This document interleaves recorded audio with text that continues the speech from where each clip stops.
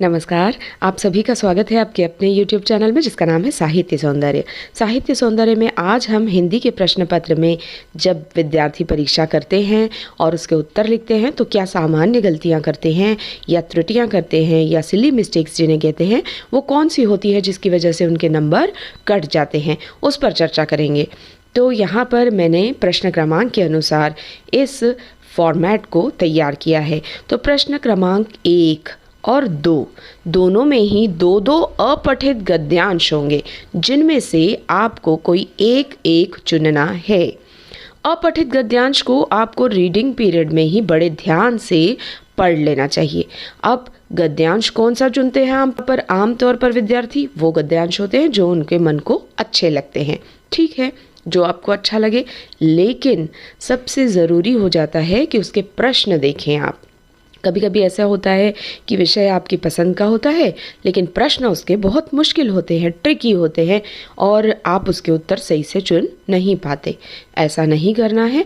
आपको जो गद्यांश अच्छा लगता है वो तो देखना है, लेकिन अगर जिसके प्रश्न अच्छे लगते हैं, जिसके प्रश्न आसान लगते हैं, वो गद्यांश आपको चुनना है, ना कि वो गद्यांश जो आपको अच्छा लगता है। तो ये चुनाव में आपको ध्यान रखना है। अब आपको पता है बहुविकल्पी प्रश्न होगा, तो प्रश्न का उत्तर कैसे चुनना है। कई बार विद्यार्थी देखते हैं कि प्रश्न के विकल्प पढ़ते हैं और जो विकल्प उनको सही लगता है, उनके विचार में जो बात सही है उसको वो चुन लेते हैं। ऐसा नहीं करना है। आपको सही विकल्प चुनते समय ध्यान में रखना है, वो विकल्प चुनना है जो लेखक के विचारों को अभिव्यक्त करे, अर्थात लेखक की बात जो पूरे अपठित गद्यांश में कही गई है वही विकल्प आपको चुनना है। आपको पता है कि इस साल बहुविकल्पी प्रश्न होंगे, तो उत्तर कैसे लिखने हैं उत्तर पुस्तिका में।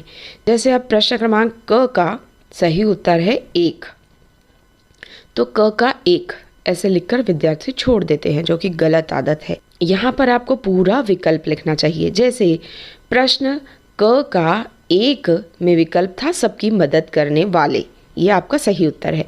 तो आप लिखोगे प्रश्न क 1 सबकी मदद करने वाले।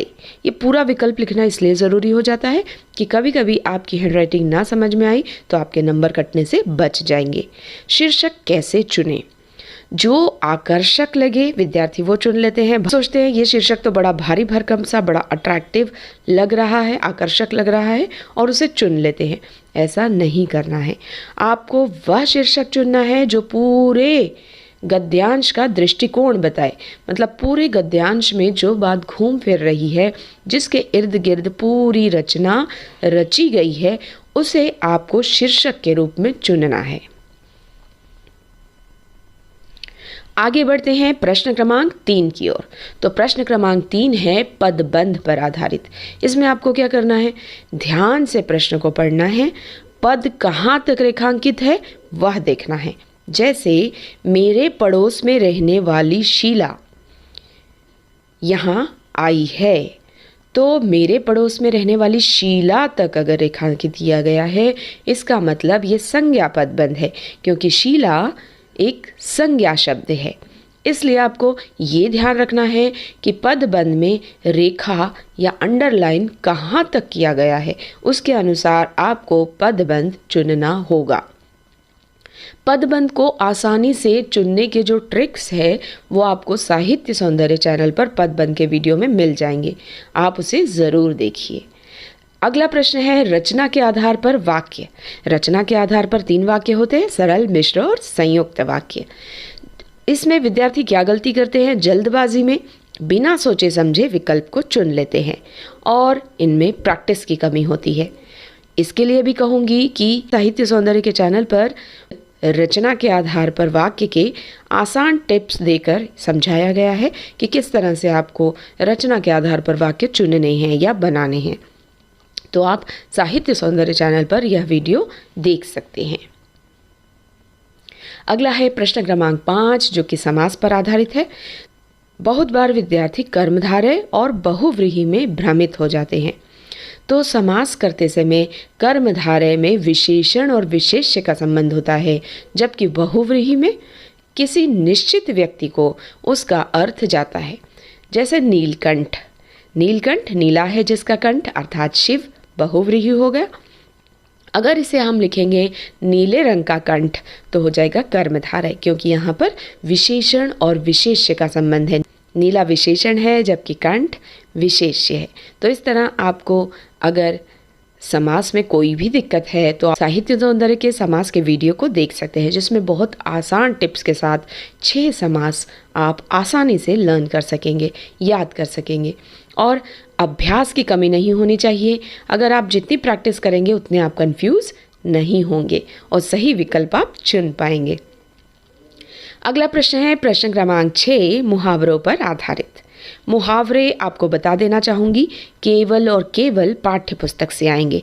पाठ्य पुस्तक में जितने भी पाठ आपने स्पर्श में पढ़े हैं उनके भीतर जो मुहावरे प्रयुक्त हुए हैं, ज़्यादातर बड़े भाई साहब उसमें कम से कम 25-30 मुहावरे हैं जिस पर मुहावरे जो है उसका प्रश्न आता है।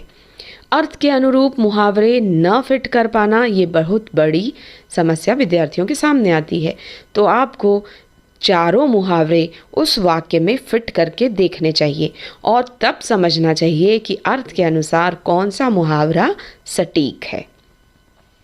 प्रश्न क्रमांक 7। प्रश्न क्रमांक 7 होगा पठित काव्यांश पर आधारित। अब जैसे आपकी कविता है कर चले हम फिदा, इसका एक अनुच्छेद आपको यहाँ पर दे दिया जाएगा, उस पर आधारित बहुविकल्पी प्रश्न आपसे पूछे जाएंगे। अब इन बहुविकल्पी प्रश्नों के उत्तर चुनते समय आपको किन बातों का ध्यान रखना है यही हम समझ लेते हैं। प्रश्न को पहले तो ठीक से समझना है, प्रश्न को 2 बार पढ़ना है, उसके सभी विकल्पों को ध्यान से पढ़ना है। कभी कभी विद्यार्थी क्या करते हैं, पहला विकल्प सही लगा उसे उठा लेते हैं, दूसरे के विकल्प पढ़ते ही नहीं हैं, इतने ओवर कॉन्फिडेंस में आ जाते हैं। तो जल्दबाजी में उत्तर का चुनाव नहीं करना है और सारे विकल्प ध्यान से पढ़ने हैं, तब एक उत्तर आपको चुनना है। अब हमारा अगला प्रश्न है प्रश्न क्रमांक 8 और 9, जो कि है पठित गद्यांश पर आधारित। अर्थात जो पाठ आपकी स्पर्श पुस्तक में है उसमें से 2 गद्यांश आपको दिए जाएंगे जिस पर आधारित प्रश्न जो है उसके उत्तर MCQ में आपको चुनने हैं। प्रश्न यहाँ पर भी आपको बड़े ध्यान से पढ़ना है। पहला विकल्प सही लगे तो आगे के विकल्प न पढ़ना बहुत ही बुरी आदत है, जिसकी वजह से आपके नंबर कट जाते हैं। तो आपको ऐसा जल्दबाजी में बिल्कुल भी नहीं करना है।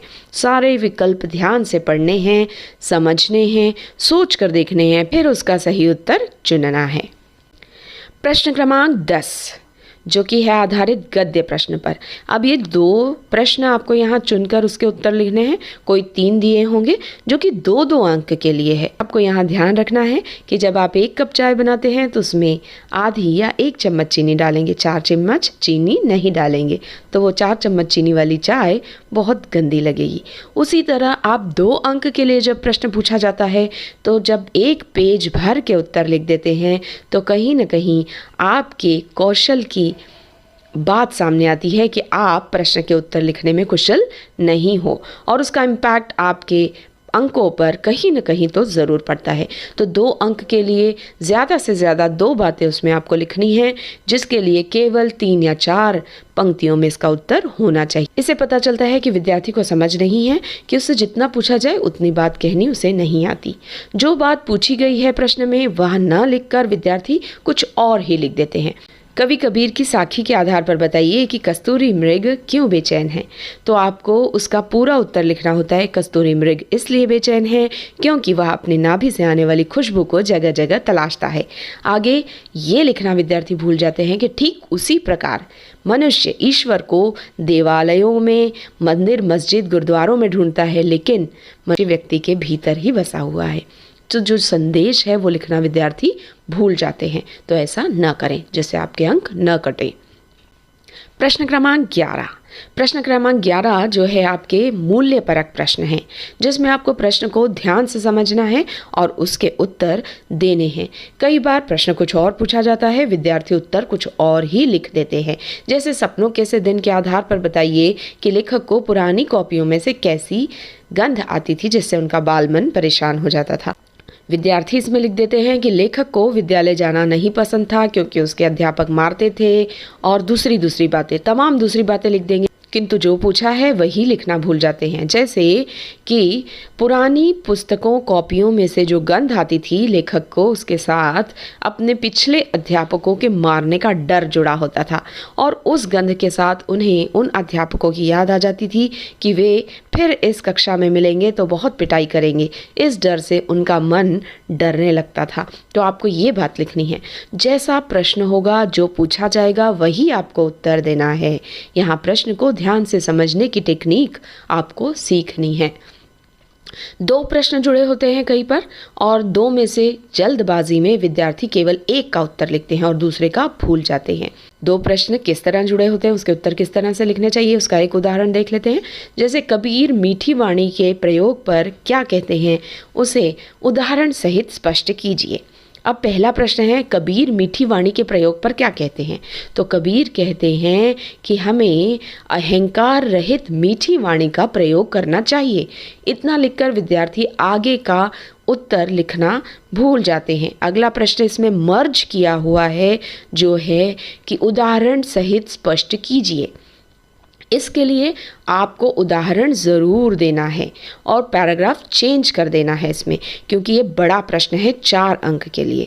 इसमें आपको पैराग्राफ चेंज करके फिर एक उदाहरण देकर लिखना है कि कई बार हम देखते हैं अहंकार रहित वाणी का प्रयोग करने से बड़े बड़े मामले सुलझाए जा सकते हैं लड़ाई झगड़े के।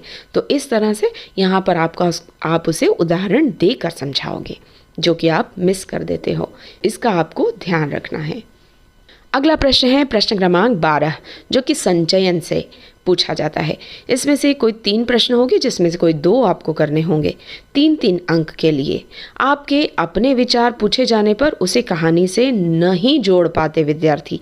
जैसे हरिहर काका के मामले में यदि आप उनकी मदद करना चाहोगे तो किस प्रकार कर पाओगे। तो आपको पहले पैराग्राफ में हरिहर काका की समस्या के बारे में लिखना है कि वो एक एकाकी बुजुर्ग है, अकेले हैं और घर में जो है प्रताड़ित है, परेशान है। तो दूसरे पैराग्राफ में आप उनकी मदद कैसे कर पाओगे ये पूछा गया है। तो आप उसमें लिखोगे कि मैं यथासंभव उनकी तकलीफ़ जानकर उनके घर वालों से बात करने का प्रयास करूंगा, या फिर उन्हें खाने पीने की कोई वस्तु की ज़रूरत पड़े, बाज़ार से कुछ लाना है तो मैं उनकी मदद कर दूंगा। इस तरह से आप अपने विचार उसके साथ जोड़ सकते हैं। लेकिन कई बार विद्यार्थी सीधा लिखना शुरू कर देते हैं कि मैं उनके लिए ये कर दूंगा, मैं उनके लिए वो कर दूंगा, और वो बात ये भूल जाते हैं कि हरिहर काका की परिस्थिति क्या है, पहले वह लिखना है। यहाँ पर फिर विद्यार्थी वही करते हैं, 2 प्रश्न जुड़े होते हैं तो पैराग्राफ न बदलकर उसी में सारी बातें मर्ज कर देते हैं। तो आपको ऐसा नहीं करना है। आपको 2 प्रश्न जहाँ मर्ज हो और 3 और 4 अंक के लिए प्रश्न हो तो पहले पैराग्राफ में पहले प्रश्न का उत्तर लिखना है और दूसरा पैराग्राफ बदलकर उसी का फिर आगे उत्तर कंटिन्यू करना है।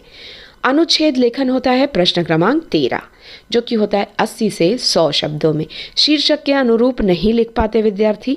जैसे शीर्षक पूछा गया है बरसात की एक सुहानी शाम, तो विद्यार्थी वर्षा ऋतु मेरी पसंदीदा ऋतु है ऐसे लिख देते हैं और वर्षा ऋतु के इर्द गिर्द ही सारा अनुच्छेद लिख देते हैं और ये भूल जाते हैं कि इसका शीर्षक है वर्षा ऋतु की एक सुहानी शाम।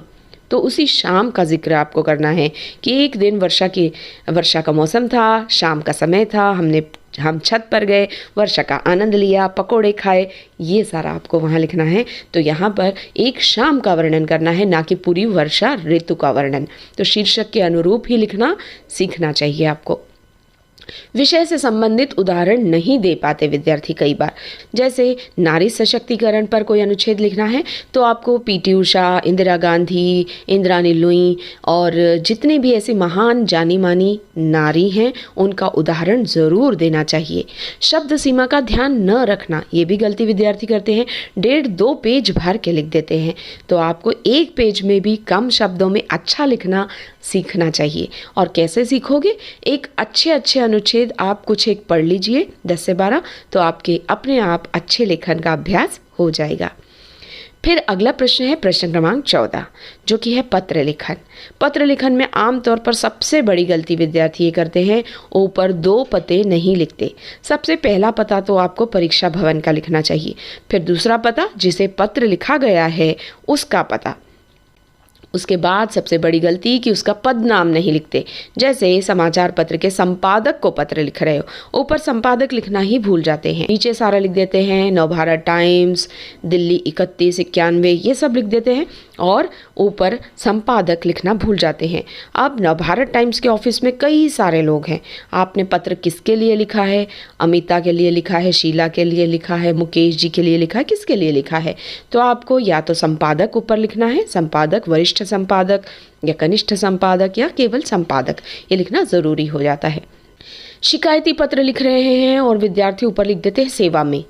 अंग्रेजी में आप टू नहीं लिखते, वैसे सेवा में नहीं लिखना चाहिए, क्योंकि आप शिकायत कर रहे हो कि आपके यहाँ की सुविधाएं ठीक नहीं है, सड़कों की व्यवस्था खराब हुई पड़ी है, टूटी फूटी है सड़कें। आप नगर निगम को शिकायत के लिए पत्र लिख रहे हैं और ऊपर सेवा में लिख देते हैं, जो कि उचित नहीं है। फिर सविनय निवेदन से पत्र शुरू करते हैं। सविनय निवेदन यह है कि मैं कविता कपूर लक्ष्मी नगर में रहती हूँ, तो मैं कविता कपूर, सविनय निवेदन, इसमें कोई भी नहीं है। I request you I stay at Lakshmi Nagar, तो उसमें रिक्वेस्ट क्या हो गई? तो सविनय निवेदन अंतिम पैराग्राफ में आना चाहिए। विषय को 2-3 पंक्तियों में लिखना जो है बहुत बड़ी गलती है। इसमें क्या करते हैं विद्यार्थी कि विषय में ही सारी बात लिख देते हैं। आज मैं आपको हमारे क्षेत्र की टूटी फूटी सड़कों के बारे में बताने के लिए ये पत्र लिख रहा हूँ। इतना लंबा विषय लिखना बिल्कुल भी उचित नहीं है, इससे आपके अंक कटते ही कटते हैं। आपको विषय बहुत संक्षिप्त छोटा सा लिखना चाहिए, टूटी फूटी सड़कों की शिकायत, बस। इससे ज़्यादा आपको विषय में नहीं लिखना। औपचारिक पत्र कम शब्दों में पूरी बात लिखने के लिए आप अभ्यास नहीं करते। इसके अभ्यास में आपको कम से कम 5-6 पत्र ज़रूर पढ़ने चाहिए, जिससे आप अच्छी भाषा का ज्ञान पा सको और जब पत्र लिखने बैठो तो कम शब्दों में आप पूरी बात करना सीख जाओ। तो प्रश्न क्रमांक 15 है सूचना लेखन। सूचना लेखन में सूचना का जो प्रारूप है वही गलत कर देते हैं विद्यार्थी। बॉक्स बनाना भूल जाते हैं, जिससे उनके नंबर कट जाते हैं। आधी अधूरी जानकारी लिखते हैं सूचना में।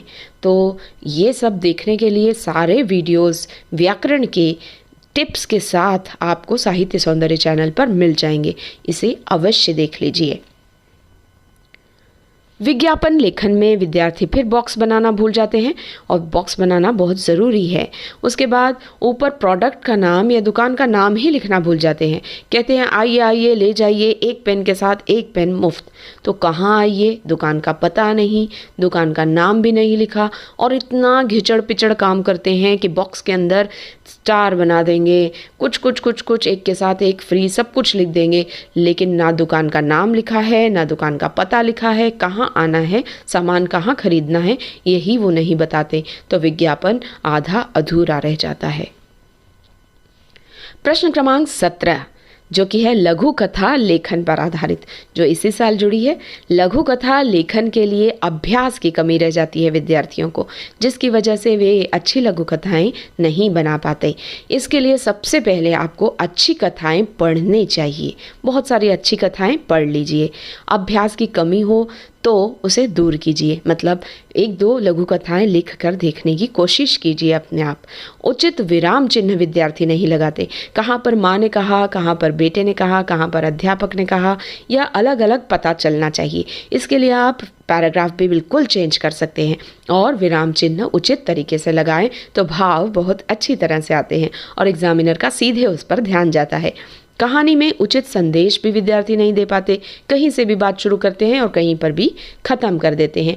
तो ये गलतियाँ अगर आप दूर करना चाहते हैं तो सबसे पहले आपको अच्छी अच्छी कहानियाँ लघु कथा लेखन के अभ्यास के लिए पढ़नी होंगी, तब आप अपनी लघु कथा चुटकियों में बना पाओगे। तो साहित्य सौंदर्य की प्लेलिस्ट लघु कथा में आपको बहुत सारी लघु कथाएं मिल जाएंगी, जो कि कम शब्दों में आपको पूरा अर्थ देने का जो है आपको ढंग सिखाएंगी।